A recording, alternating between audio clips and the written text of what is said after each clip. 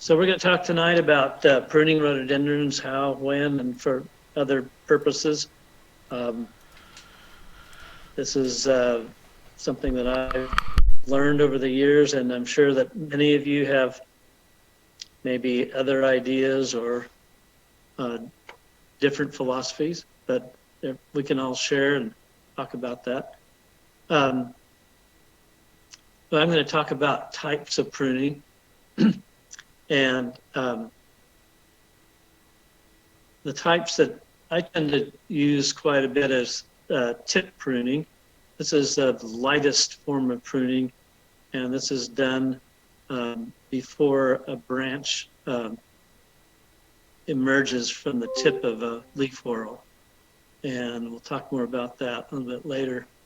Recent growth pruning is if you miss your chance to do a tip pruning, then later on you can do the recent growth pruning, which the photo on the right shows that. Light rejuvenation pruning, we'll talk about that. And then hard rejuvenation pruning, with a chainsaw, or that's pretty hard pruning. Pruning off suckering of understock, that's pretty important. We'll talk about that a little bit. And thinning cups for a purpose. Now, one of the reasons we want to prune our rhododendrons, and I know that I've been told that in England and Great Britain, they prune their rhododendrons quite a bit more than we do here. And that may be because they've been growing them longer and have realized the benefits. So the rhododendron here on the right, it's kind of leggy and it's open, would have benefited from some light pruning as it grew along, and it probably would have been a lot more attractive. Now the one here on the left this is actually an arboreum crossed with a stridulosum, and this one I named Bill Fee because he's the fellow in Fort Bragg who gave it to me. This plant tends to be sort of a open grower, a little bit leggy, and so you have to work at it a little bit to get it to be bushy, but I ended up pruning on this one at least once a year, maybe every other year, to make it look that way. And it really did turn out to be a much better looking plant than if left alone. Another reason to prune rhododendron is to bring an old large plant down in size, but what you don't want to do is plant a tree size growing rhododendron and then try to cut it way down into being a dwarf. That doesn't work. This photograph up here, it's not one that I took. It's a plant of Cynthia. It's one of the larger growing arboreum types. But that photograph, I've shown that on my website, and everybody wants one of those. Even though that might have been, 80 years to get to that size, they still want that. And the picture on the lower left is when I went to New Zealand. We came across this rhododendron, which was actually about 8 rhododendrons planted maybe 6 feet apart.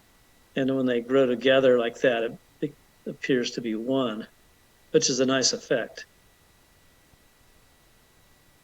Now, in this type of situation, you're not really wanting to prune these down. You want to keep them big. So, but they could be pruned to make them bushier. Now this is an example of some foundation planting mistakes. People very often will plant large growing rhododendrons in front of their house, and over time they'll realize they can't see out and the light's blocked. So they want to bring them down in size. And you can prune rhododendrons down so they're not blocking your windows. And here we see this was done. And now they can see out, but boy, that's not very attractive. But given another year, or actually another 5 years, the rhododendrons have recovered and they're grown back. There's still light getting into the house and you can see out, but then 10 years, we're back to where we were. So a little deja vu there.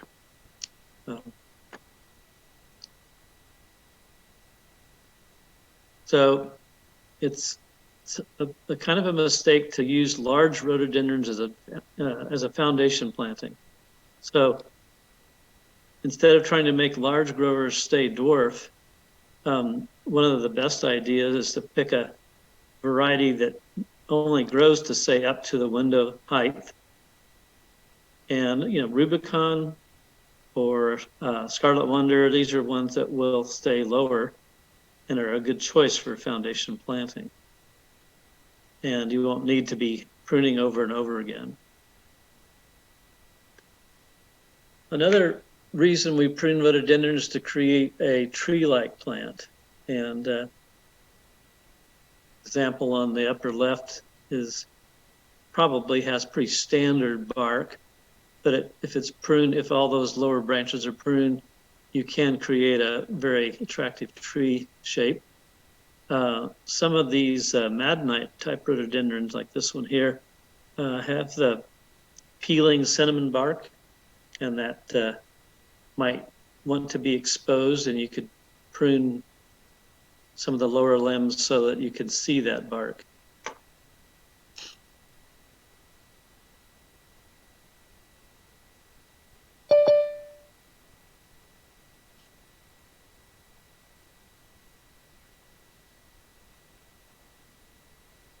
Some of these Maddenite rhododendrons have such attractive bark, and it's something that, I mean, you can see their connection to manzanita or madrone, because they are related.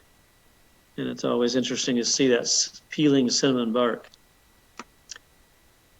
If you're planting rhododendrons along a walkway, sometimes you'll need to do some pruning to keep that out of the walkway. And like in this example here, this rhododendron to the right of the stairs is going to block coming in and out of this person's house unless we keep it pruned back. So we need to kind of do some light pruning there.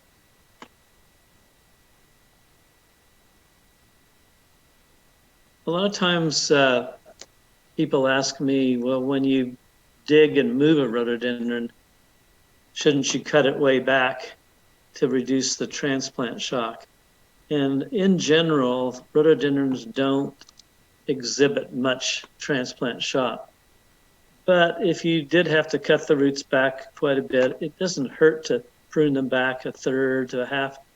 It'll probably result in a better looking plant overall once it sends back some new growth. Also, this is really important. I see this constantly when digging a rhododendron. You don't want to dig and pry. This is what a lot of people do. They'll dig the shovel down in the ground and then pry, and it breaks up the root ball. But no, you really want to dig a moat to develop a root ball, and this is a good example here of this. Once you dig the moat, you can keep going down and cutting under the plant, and finally it'll pop right out and have a nice developed root ball. So don't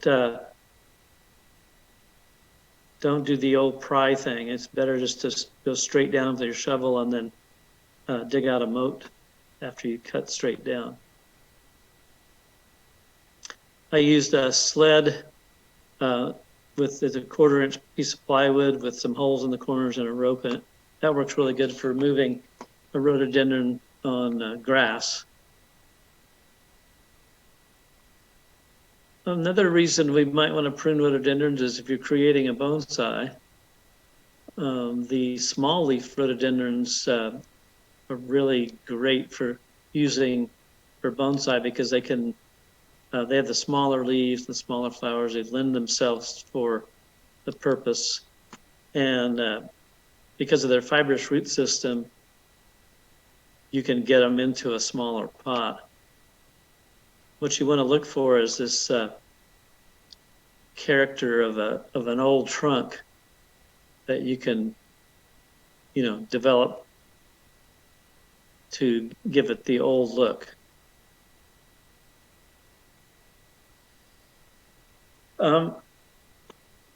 If you ever thought about I think it's called espalier rhododendron. It's like growing rhododendrons on a trellis.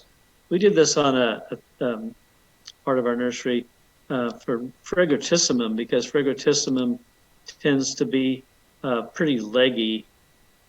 But if you tie it to a trellis and keep pruning it to keep it sort of back flat against the trellis, it really does work great, and it makes a leggy plant look a lot better over time, and that fragrance will come out, and anytime you walk by, you can smell it. It's not that difficult to do. A little bit of tying up and yearly pruning, you can make a spectacular espalier of fragrant rhododendrons. We're going to talk about the time of year to prune rhododendrons. Well, all the books say prune right after they flower. Now here we see the spent flower head here, the seed pods.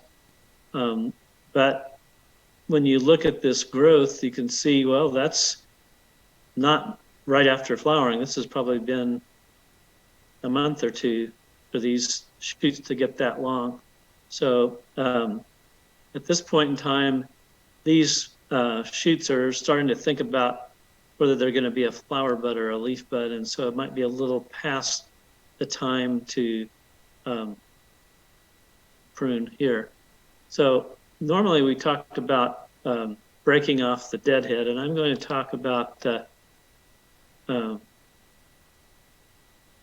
instead of snapping off the dead head and getting sticky fingers, I'm going to talk about doing deadheading and light pruning at the same time.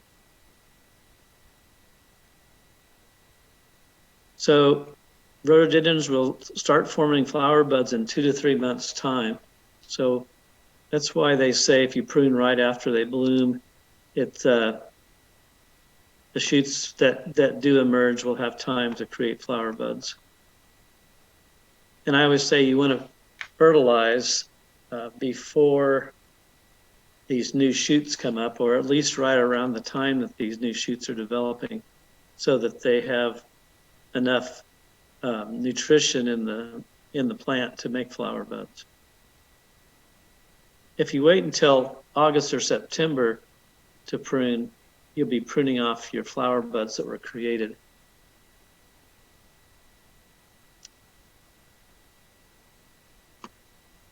So here we have deadhead pruning, and you can play your Grateful Dead music while you're doing that.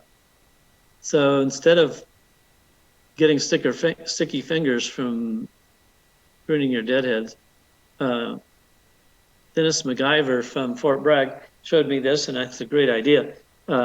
You're basically going down below the last set of leaves that were produced, which is right here below the flower. You're going to go below that whorl of leaves and prune there. So that way you'll be pruning off the spent flower head and the last set of leaves that were produced. And that may seem counterproductive, but it's a way of doing some light pruning and accomplishing deadheading at the same time. And you may not need to do that every year, but every other year you might want to do that. So here I'm showing cutting down below that leaf whorl. And then when you're done, you see these exposed cuts. And those exposed cuts will cause a reaction in the plant to send out shoots from the dormant eyes that are down below and make a bushier plant. And there's pretty high likelihood that right here below these cuts, there'll be a bunch of shoots develop that will make flower buds for the following year. So before I start into the next section, does anybody have any questions so far? Do I need to stop screen sharing? Can you hear me? I can hear you, yeah. Yeah, I think you're fine. So is there any questions? There was one question here. Let's see. Oh, just thanking you for putting the program together. So I don't have any written questions. But, okay, no questions. Ask everyone to unmute. And if they have questions, you can just handle them right now. Okay. Anybody have any questions so far? Don, this is Don Smart. When Yeah. you have a plant that you want to branch and it has started putting out growth, and a lot of them are just a single piece of growth at the end of a branch, do you break those off so that it'll branch out more? Yeah, I'm going to talk about that a little bit as we come along here, but yeah, you're right. Often what you really want is when you prune off a single branch, you get 3 or 5 or more branches come out.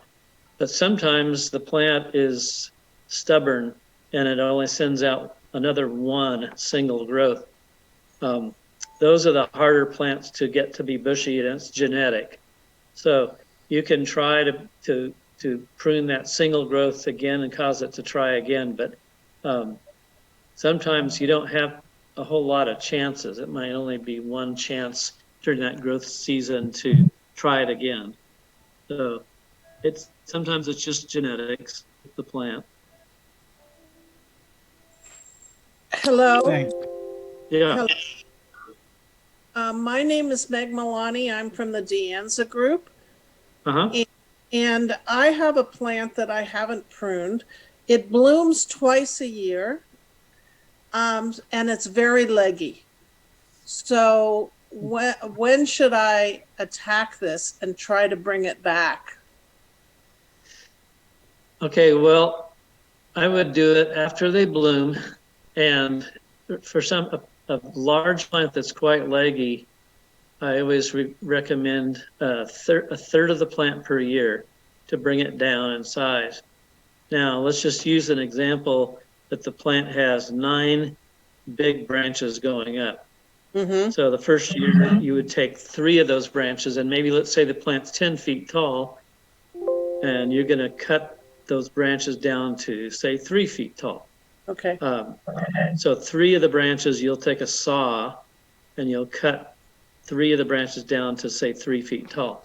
Now, what you want is a long stub. You don't want to cut it above a branched whorl because nothing much will happen. But if you cut it below the branched whorl, and maybe I'll be able to show this in some other pictures, you'll get shoots to emerge that are dormant in that long, thick stub of a stem, and that's what you're after. But you don't take the whole plant and deal with it. You don't. Generally, a third per year is safer because if you cut the whole thing way back hard, sometimes they don't respond. Okay. So that's why we say it's safer to do a third per year. Thank you. And because it blooms twice a year, should I do it after the fall bloom or after the spring bloom or before? I did after the spring bloom. Okay. Thank you very much. Sure. My name is Chen Hao. I'm in California. I'm just curious what treatment you give to the large, the large-leaved rhododendrons like cytofalconeri. A follow-up question is like with the Vareyas, if you cut below where the whorl emerges, are you going to get new growth right below, or do you have to go to the node, the whorl under it? And is that recommended? And sorry to ask a third question, and I just want to keep on going back and forth. For the small species like Edgeworthii, How do you prune those, if at all? The theory on any of these is to prune below a whorl of leaves, so it gives a chance for dormant buds to emerge in that shoot. It's a section of stem that's below the leaf whorl, and that would be the case in the Vireas or the Cyanogrande or even the Edgeworthii. And I should probably just continue on, because then you'll be able to see some examples. So, Okay, thanks. So we've talked about tip pruning, and here just to show that a little bit, we have the plant starts to make a little pointed structure coming out in the spring. And this is actually what you'd see expanding on a whorl that didn't have a flower bud. And when that starts to emerge, you can just break it off like I show here in this picture. Here it's broken off. And here, after a month and a half later, you can see the results is a nice full branch structure here from the tip pruning. Now, I've been told, and I found this to be true, that if you leave about a 1-inch stub, that more shoots will break out than if you cut it real tight. Now, when you break it off, you're essentially cutting it tight. So it's almost better to let this go out a ways and then cut leaving a 1-inch stub. That works better. You get more shoots. So now the recent growth pruning, this would apply where, okay, this shoot has already gone up and started to harden off a little bit, and we're going to do a little bit harder pruning. So if there was 2 shoots here or more, I'd leave it alone. But if there's 1, then I'm going to tackle that and cut it, leaving your stub here, which stimulates more shoots to come out. Now, some plants will, when you cut that, will produce pretty average of 3 shoots will come out. You can see right here, we've got 1, 2, 3, and maybe some more down here. Some plants, like this example here, you prune and you get, 6 or 8 or 10 shoots come out. So it's depends on the type of plant. And they all have these dormant dormant branches, either in the stem or at the right where a leaf comes out of the stem. There's that dormant bud. Now this plant here on the right is a good example of a plant that was pruned after it bloomed and the new shoots came out, and now they're going to be developing flower buds. And you can see this is establishing a better structure. This is what you're after. And here, maybe on this down here on the left is an example of how it looks before the leaves completely develop.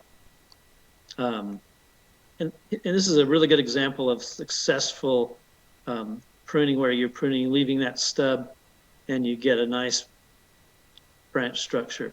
Now, in this example, I'd probably wait for a couple of years before I did much more pruning on this plant, because we're getting a nice structure developed, and you don't need to do the same thing up here yet. Give it 2 years, before you'll really tackle this plant again, because it's doing well.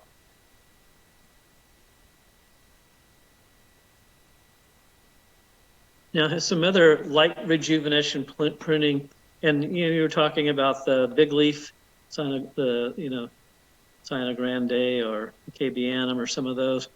I would probably do the same thing with them here. You can see in both of these examples, we're just kind of cutting indiscriminately in the middle of a branch, and the response is lots of shoots coming out of these dormant eyes.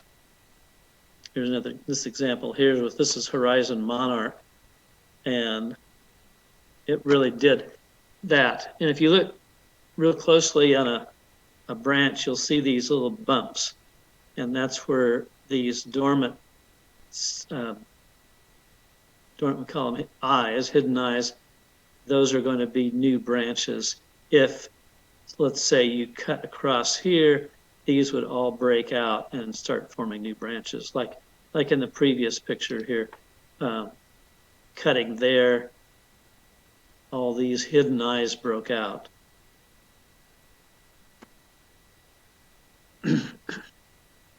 Now, here's an example of you've probably seen this before. Some pruning was done maybe on an old rhododendron way up high. Maybe somebody pruned a couple big branches off that were 6 or 8 feet up. And then down along right close to the ground, you start seeing these new shoots coming out. And that's a desirable thing, because then you're going to start developing. Well, it's desirable if you want a nice dense shrub. If you're looking for a tree effect, then you prune these off.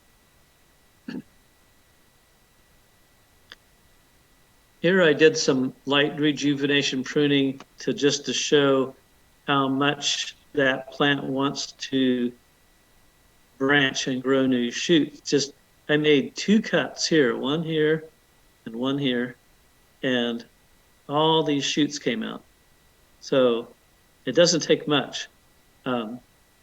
Here I think there was 1 cut made, and there's just all these shoots will start coming out. And each one of these shoots can develop into a full branch that over in a few years might be, half an inch, 3/4 of an inch thick. So.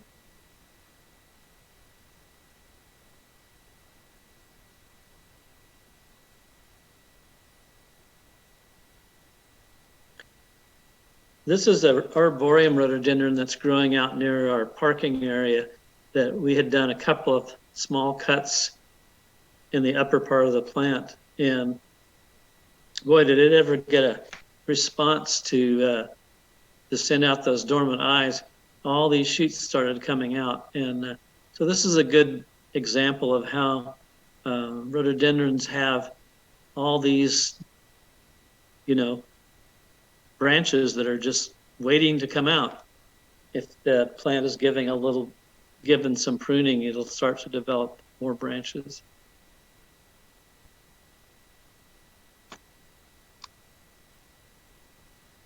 Here we have an example of hard rejuvenation pruning. This is your basic chainsaw pruning. Not always the recommended, but sometimes it works. The only time I really recommend it is if you know for a fact that this particular type of rhododendron will respond to this kind of pruning. And it usually sometimes takes some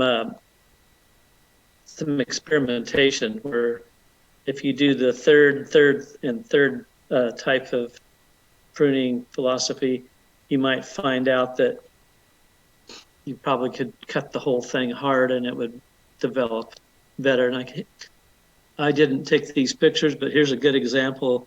Here's an Alegi rhododendron that was starting to, defoliate, drop its leaves, started to look ugly.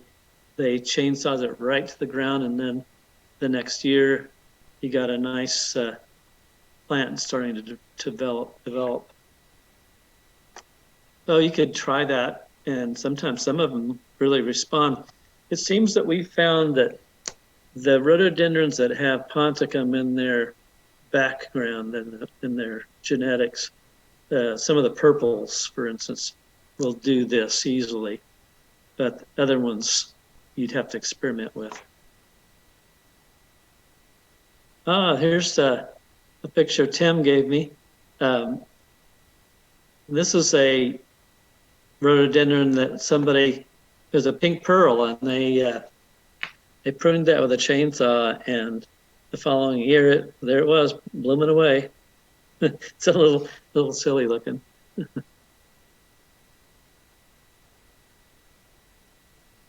So here's some more examples of hard rejuvenation pruning, where we cut this rhododendron real hard, not very attractive, but in a year or 2 or 3, it's starting to develop into a nice plant again.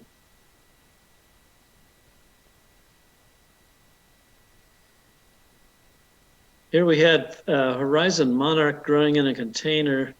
You can see it really was open, not very well branched. We made about 3 cuts on that. Here's a cut here, there's one there, and one there. And then you could see in the next year, we started to get a lot of branching, and this turned into a really nice plant. So it doesn't take a lot of cuts to start to get this response. This is an example of the people wanting their rhododendrons pruned that were old and starting to get a little leggy and open. We go in there and we throw down some fertilizer a month before we start doing the pruning. And then after about a month, you can kind of safely know that that fertilizer's gone down on the ground. It may have only been a couple of weeks on these here. These cuts we did, but we still left quite a bit of leaves so that there was photosynthesis can occur. These plants all bushed out and got really nice after this.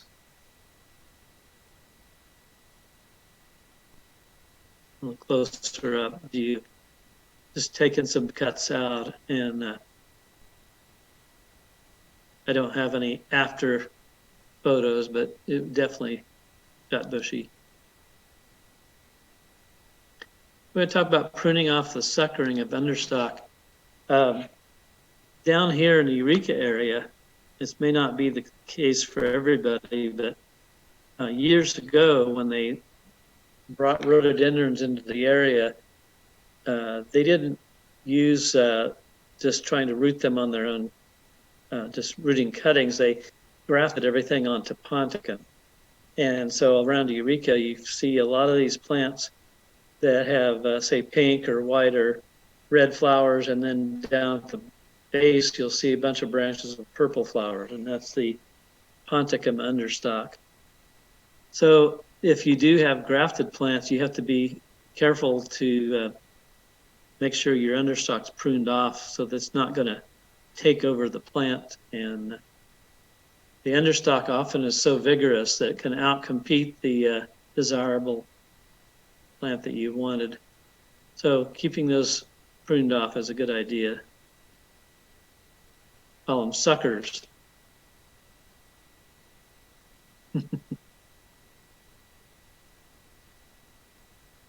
Talking about thinning cuts for a purpose. So some people like these tree rhododendrons, where you start developing, pruning off the side branches and letting the plant get tall enough to become a tree. Something like this might be pretty attractive once that stem gets sturdy enough to actually have a tree form, and then the branching comes out. That would become an attractive tree. The azaleas, these are really popular. And I was in Oregon and saw a nursery that develops these, and it was pretty interesting how they do this. They actually braid 3 of them together to form a sturdy stem for these tree patio azaleas. Either case, you're going to need to be pruning off side branches. And sometimes you want to prune the lower branches to have a real decorative sculptural effect, in which case you have to have an eye for which branches you're going to leave and which branches you're going to cut.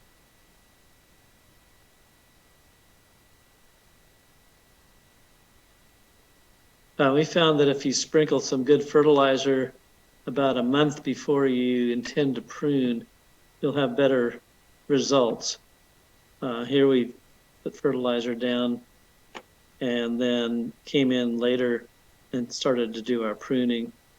And this rhododendron over here, we pruned it into firewood. It was blocking that whole window, and it was not a desirable variety. This is really common in Eureka. People plant a tree, large growing rhododendron, in front of their picture window.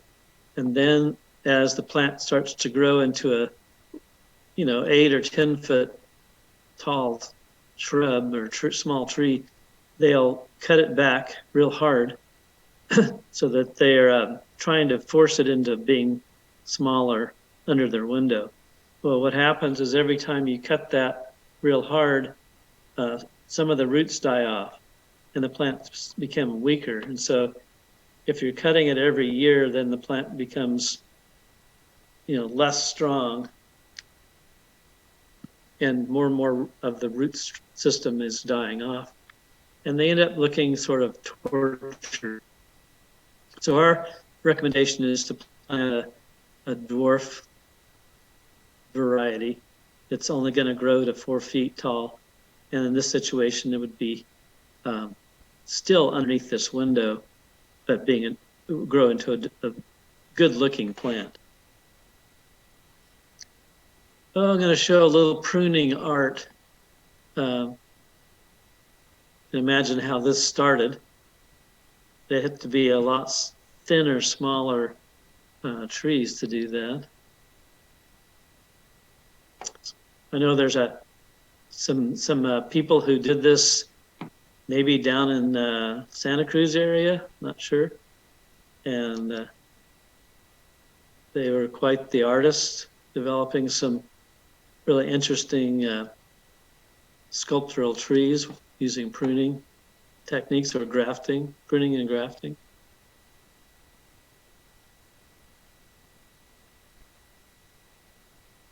That's quite the walkway into your house.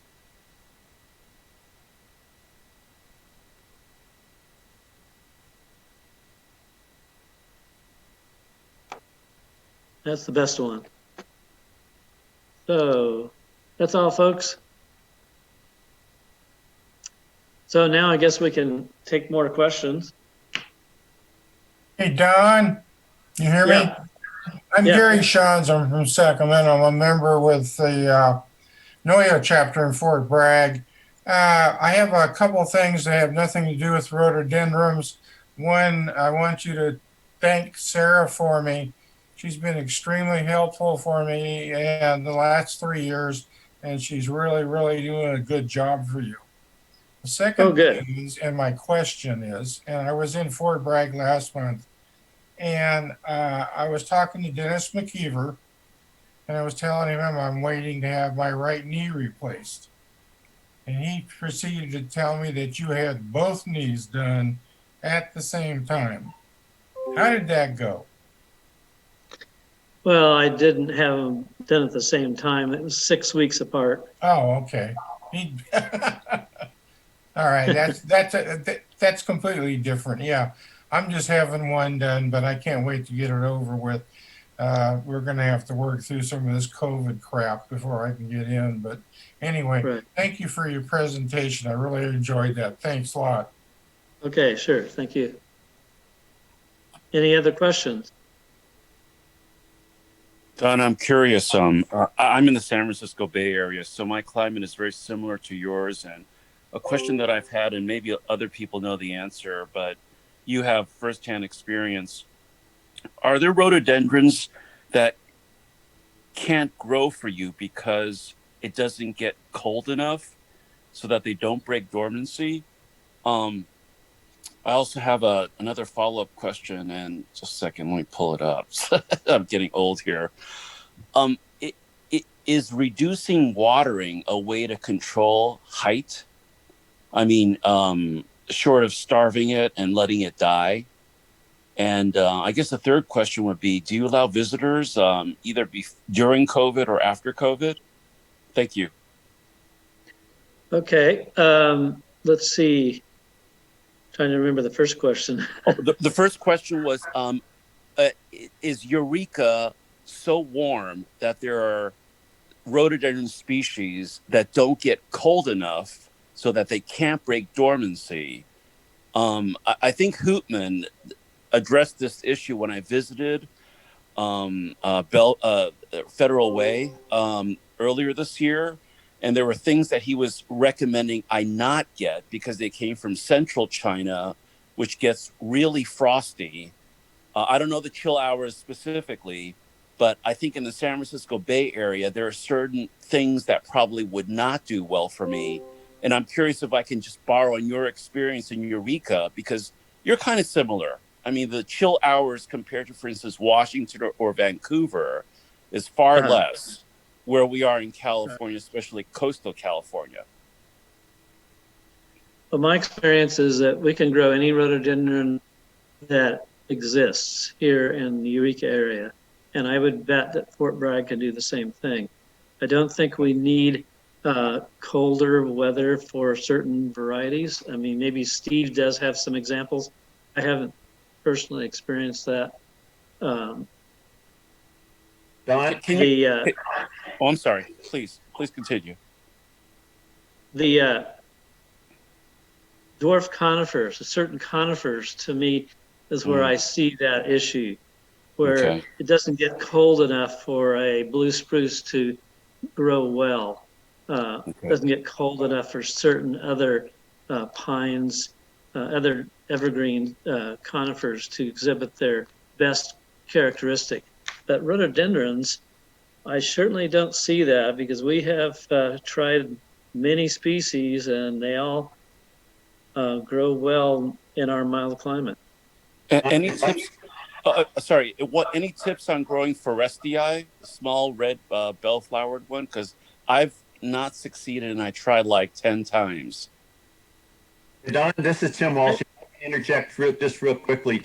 A lot of the Taliense series really do not do well. And the small-leafed, high altitude, over 16,000 feet, we tried them at the Botanical Garden, and they slowly dehisce, just so y'all know. And San Francisco gets warmer than we do considerably in the summer, and not so much cold, but warmer. So that's not really good for really much of the Talienses and the like. Oh, thank you. Yeah, I'd agree with that. Any tips on Forestii? The only Forestii that I grow is probably hybrids, which aren't as difficult as the true species. So I wouldn't really know.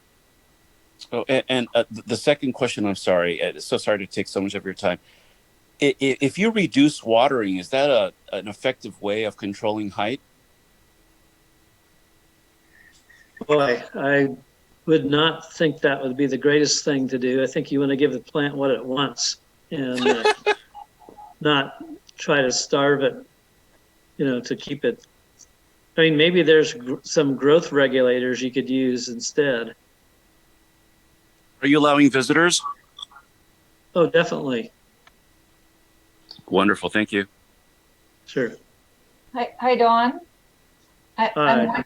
I enjoyed your presentation, even though I was still scrambling to eat my dinner because I got stuck in traffic coming home.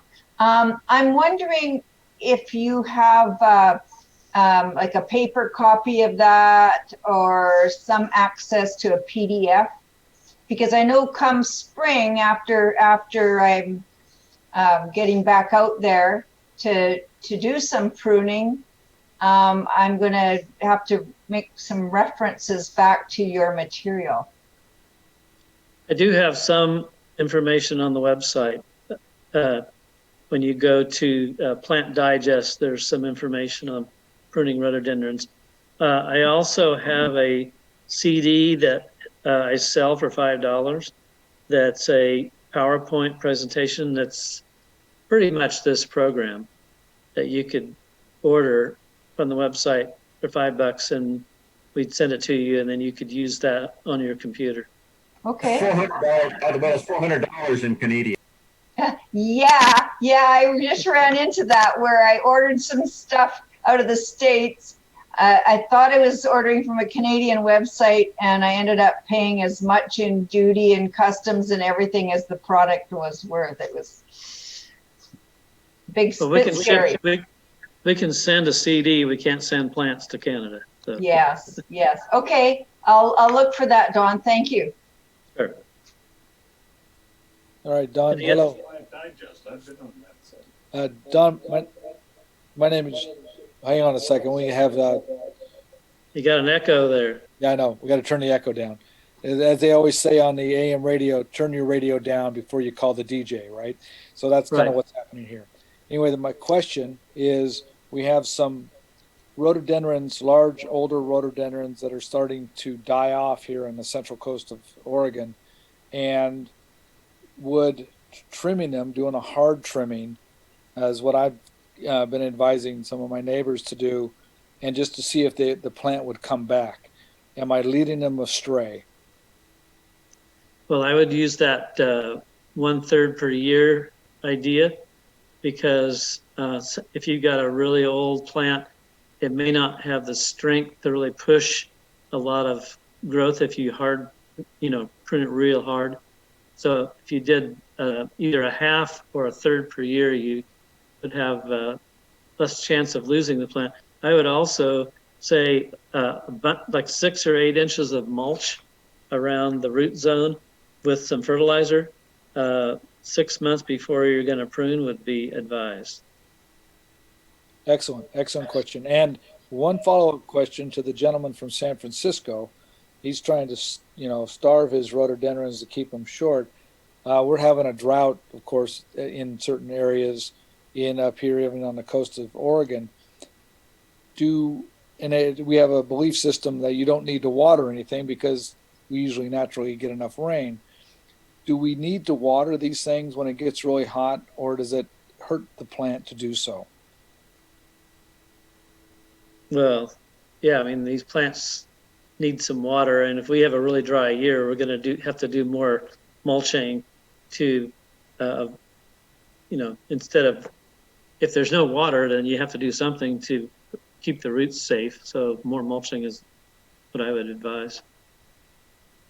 Love both answers. Thank you. We have a growing field that I was this couple of years ago. The plants were looking lackluster, and we got a chip truck, which is 100 yards of wood waste from a mill. It's a mixture of bark, sawdust, and chips. And we layered that whole field with about 6 inches of that wood waste and put a little bit of fertilizer down. And I cannot believe the difference. These plants that were yellow, green, and sort of lackluster are now dark, almost black green and shiny leaves and new growth. They're real happy. So the fertilizer, I'm sure, did help a little, but it's the wood, I think, is the main reason that they're doing so well. So anything with wood in it, that's what they like. Don? Yes. Say who you are, because you're not Carolyn. I'm Walter Brooks, related to Carolyn over here. Hi, Walter. The first thing I want to say is, given we live a short 5 miles away from the Species Foundation, and the first thing I noticed after I'd been there a few times is the extensive sprinkler system that they have. And until they did that, they kept losing plants, mostly the older ones. In our case, where we live, we have installed, 17 sprinklers all around our yard, so that they cover a circular pattern over the center of each post, pipe. Answer anybody's questions about watering. Our bill goes up, for the season will go up about $300. But then we live in Federal Way where the water bills are much lower than many places. But it was the only way we could keep plants alive. I liked your idea of mulching things a lot deeper. So guess what we're going to get to do? That might help some of our problems. And I want to thank you for all of the ideas in your presentation. So somewhere in your records, you have our address. You'll order it online. Or my wife will order online your CD and make arrangements to pay you for it. The plants we bought from you are doing very well. And I don't know what, to say about that, except that we're happy that it happens. We had to cut down a 100-foot high sequoia a year ago, which opened up a whole new sunny area. So we put in a bunch more new baby plants from the Species Foundation and mulched, but now they're growing straight up. So we need to learn how to prune. So we appreciate your advice. Good. Hope I could be of help. Hey, Don, I got a quick question. Doug Keogh here. You said when you put the mulch down that you added some fertilizer. Was it nitrogen based or anything specific in the fertilizer? Well, you know, we've got one fertilizer that's 675, so it's fairly low numbers. And we have another one that's 2511, it's fairly high numbers. And I would say that it doesn't really matter either way. They seem to both work. So whatever you can get. I do think that the like a 6-month feed fertilizer, slow release, is, I would say, the best. So it's better to get something that's about a 6-month time release feed than it is to find something that goes off really fast. Better to have a slow release. Yeah. I use a Apex 14-14-14 for a lot of my fertilizing. So that might be okay. Well, a lot of times those kind of fertilizers, those are not the best. They don't have enough micronutrients and that the rhododendrons need. So I know Harold Greer has a really great fertilizer that he's developed with the Oregon Rhododendrons research area. I don't know. I think you just have to look in your own area and see what other people have used for rhododendrons, because they do need kind of a, like the R675 has about 25 ingredients in it. It's not just, 3 ingredients. So Okay, I look around. Thank you. Sure. Any other questions? Well, thanks a lot for coming, and I hope my pruning ideas will be helpful.